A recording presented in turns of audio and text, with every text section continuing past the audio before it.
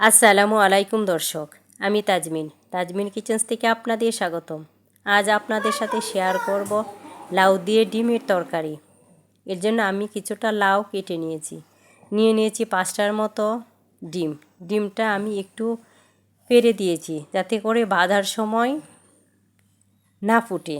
নিয়ে নিলাম রসুন কুচি ও পেঁয়াজ কুচি, নিয়ে নিলাম 1 টেবিল চামচ আদা বাটা, এখানে নিলাম আস্ত কাঁচামরিচ ও ধনিয়া পাতা। চলে যাব ডিম ভাজতে। প্যানে কিছুটা তেল দিয়ে দিব একটু হলুদটা দিয়ে আমি তেলের সঙ্গে ভালোভাবে মিশিয়ে নেব।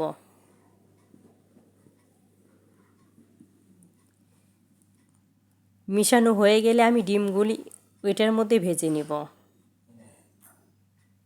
ডিমগুলি আমি ডিপ করে ভাজি করব।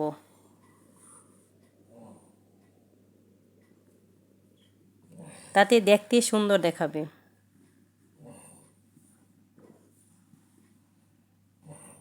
আমি এখানে শুধুমাত্র হলুদ ব্যবহার করেছি, কারণ আমি তরকারিতে কোনো প্রকার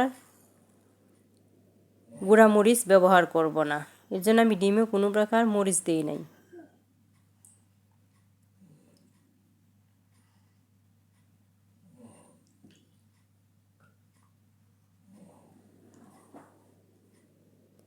ডিমটা একটু কুচিয়ে নিলে ডিম ফুটার সম্ভাবনা থাকে না, তাই ডিমটা অবশ্যই একটু কুচিয়ে নেবেন। দিয়ে দিলাম প্যানে কিছুটা তেল, এখানে 2 টেবিল চামচের মতো তেল আছে। দিয়ে দিলাম ফোড়ন। লাউ রান্না করলে অবশ্যই ফোড়নটা ব্যবহার করবেন। দিয়ে দিলাম পেঁয়াজ ও রসুন কুচি। এখন আমি একটু এটা ভেজে নিব ব্রাউন হওয়া পর্যন্ত।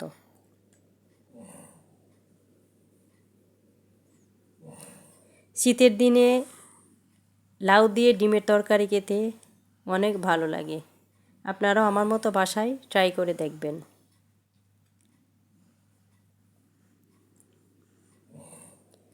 পেঁয়াজটা আমার মোটামুটি ব্রাউন হয়ে গেছে। এখন দিয়ে দিব কিছুটা পানি মশলার জন্য, এতে করে মশলাটা পুড়ে যাওয়ার কোনো চান্স থাকে না।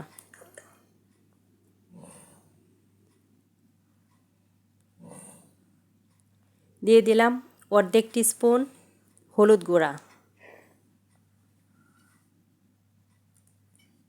1 টিস্পুন ধনিয়া গুঁড়া,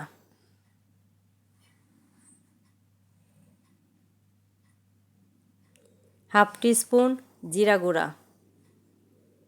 এখন ভালোভাবে মিশিয়ে আমি দিয়ে দিব স্বাদ অনুযায়ী লবণ।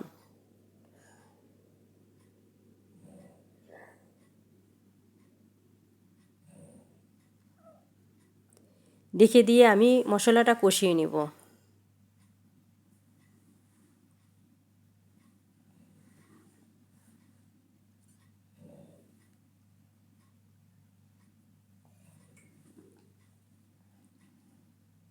মশলাটা কষানো হয়ে গেছে, এখন আমি দিয়ে দিব কেটে রাখা লাউ। লাউটা দিয়ে আমি মশলার সঙ্গে ভালোভাবে নেড়েচেড়ে মিশিয়ে নেব।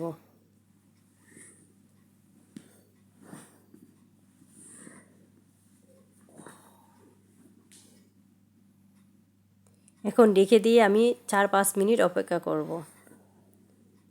লাউটা কষিয়ে নিব।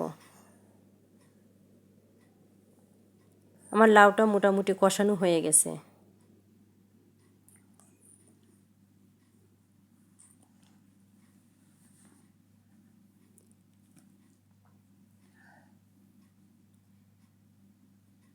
লাউ বেশি সিদ্ধ করতে হয় না, 80% সিদ্ধ হলেই চুলা বন্ধ করে দিতে হয়, কারণ না হয় লাউ ভালো লাগে না।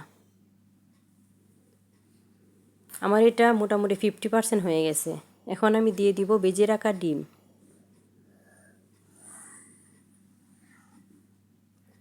অবশ্যই আপনারা 80% রান্না করবেন, বাকিটা গরমেই হয়ে যায়। তাই চেষ্টা করবেন যাতে লাউটা কাঁচা থাকতেই নামিয়ে নিতে, মানে মোটামুটি রান্না হয়ে যাওয়ার পর বা সিদ্ধ হয়ে যাওয়ার পর। এখন দিয়ে দিলাম ঝোলের জন্য একটু পানি। ডিমগুলো দিয়ে আমি নেড়ে চেড়ে এখন ভালোভাবে মিশিয়ে অপেক্ষা করব 80% সিদ্ধ হওয়া পর্যন্ত।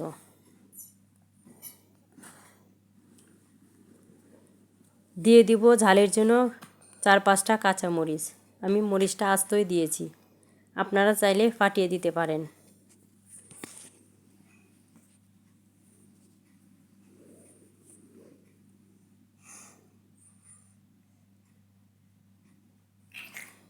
দেখেন তরকারিটা মোটামুটি হয়ে গেছে, প্রায় 70% সিদ্ধ হয়ে গেছে। আমি আর 10%-এর মতো সিদ্ধ করে নেব, বাকিটা নামিয়ে নেওয়ার পর হয়ে যাবে। এখন দিয়ে দিব ধনিয়া পাতা। আমার মতো বাসায় একবার হলেও ট্রাই করবেন। যারা এখন আমার চ্যানেলটা সাবস্ক্রাইব করেন নাই, চ্যানেলটা সাবস্ক্রাইব করে আমার পাশেই থাকবেন। পাশে থাকা বেল আইকনটা প্রেস করে দিবেন, যাতে করে প্রথম নোটিফিকেশনটাই আপনার কাছে চলে যায়। ভিডিওটা ভালো লাগলে অবশ্যই একটা লাইক দিবেন। আর যারা এখন পর্যন্ত আমার চ্যানেলের সদস্য হয়ে গেছেন তাদেরকে অসংখ্য ধন্যবাদ। আসসালামু আলাইকুম।